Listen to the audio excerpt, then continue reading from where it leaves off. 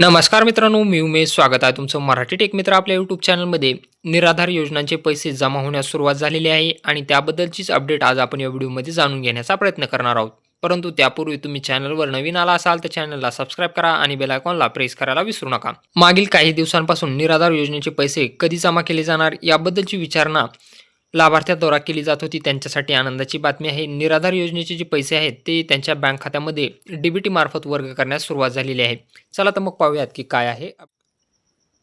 या ठिकाणी तुम्ही पाहू शकता your account number credited by RS 1,500 through by transfer on 31/1/2026 रोजी 12:26 महाराष्ट्र ग्रामीण बँकमध्ये यांचे पैसे जमा झालेले आहेत आणि हे निराधार योजनेचे पैसे आहेत. त्यानंतर या ठिकाणी तुम्ही पाहू शकता SBI बँकेचं बँक अकाउंट आहे. 10:50 यांना SMS आलेला आहे.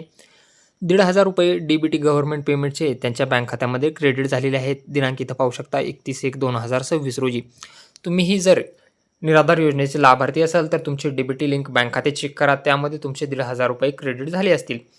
जर तुमचे पैसे जमा झाले असतील तर कमेंट बॉक्समध्ये नक्की सांगा की तुमचे पैसे जमा झाले का नाही. जर जमा झाले नसतील तर तेही तुम्ही कमेंट बॉक्समध्ये सांगू शकता. व्हिडिओ आवडला असेल तर चॅनलला सबस्क्राईब करा आणि बेल आयकॉनला प्रेस करायला विसरू नका.